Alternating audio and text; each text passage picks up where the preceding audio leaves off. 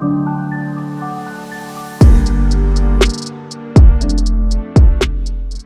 guys, welcome back to my channel. I know it's been a few months, but I'm here and I'm going to start uploading content on a schedule. But today we're going to be talking about the Electoral College. We're going to be talking about the origins of the Electoral College, the system itself, and the impact that it continues to have on our elections today. If you guys like this video, go ahead and hit the subscribe button or go ahead and hit the like button down below. And without further ado, we can go ahead and get into it. Oh, and then also if you guys have any video suggestions, go ahead and comment those down below as well. I'm going to be doing a lot of history topics in the near future, so I'm super excited.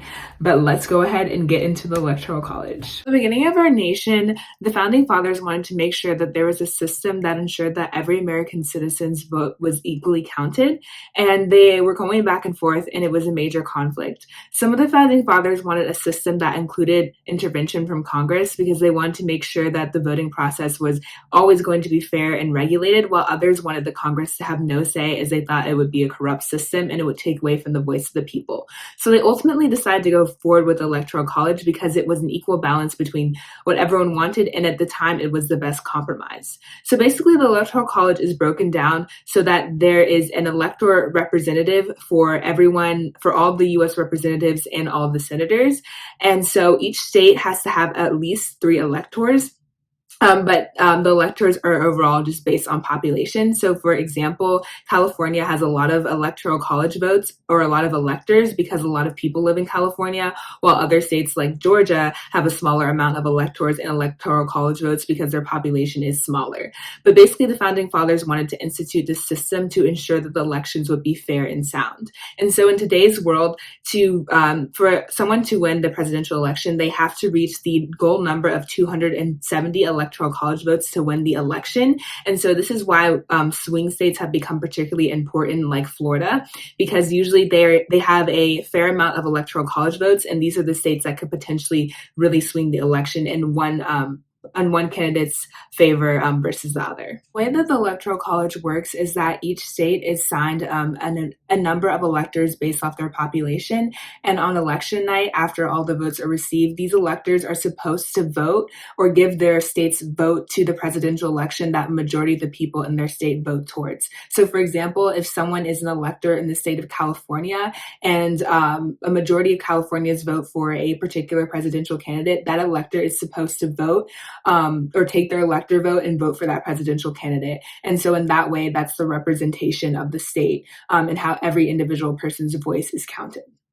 Historically, Southern states have gotten an advantage using the Electoral College because the way that it was originally set up is that during that period of time, slavery had not been abolished in the United States. So African American people were not recognized as full citizens. And as a result, Southern states wanted to make sure that they were going to get equal representation. So the United States instituted the 3/5 Compromise. And this compromise basically stated that every slave would count as 3/5 of an American citizen. And so in this way, and earlier elections, even though, for example, Pennsylvania is one state that had a higher population than a southern state, which was Virginia. Virginia actually ended up having more of an influence on the election because of the 3/5 Compromise. Also, that I thought was particularly interesting as well when I was doing my research is that a lot of the Founding Fathers never believed that we'd have a 2-party system like Democrat and Republican that we have today. They thought that we'd actually have multiple parties, and so in that way they thought the system would be more fair. However, soon after this, as you know, we ended up having 2 main factions, and for majority of the United States government, like our history, we've only had 2 majority parties, and so this has definitely had a major influence in regards to the Electoral College, and I think it is drastically different than what the Founding Fathers had originally intended. So in regards to our modern day elections, this is why you usually see in some cases presidents will win the Electoral College even though they won't win the popular vote. This is because the Electoral College is basically, it is, in rank wise, it is a little bit more important than the popular vote. And that's why we have swing states. And actually that's why in our system or our US government today, some voters, their vote is actually is worth a lot more than another voters, just because our system is not one vote, one voice. It's based on the Electoral College. And so I know a lot of people are wondering why we still have the Electoral College, and a lot of it has to do with politics and policy. It simply takes a lot for It would take a lot to pass legislation that would overrule and completely repeal the Electoral College. But I think it's also going to be difficult just because it's been, I mean, since the beginning of time, the United States government has been using the Electoral College in our system, in our political systems. And so I think actually having an election where we didn't have the Electoral College would be drastically different. And another thing that I was thinking about is that with the Electoral College, there's no chance of a runoff. The winners of the presidential election are very defined, and so there's little room for contention or conflict. So that's another reason that I feel like the Electoral College continues to be used today. But I hope you guys enjoyed this video about the Electoral College, the history behind the Electoral College, and why we still use it today. Please let me know if you guys have any questions down below. I definitely love talking about politics and history so much. So if you guys have any questions, I'll definitely respond to them.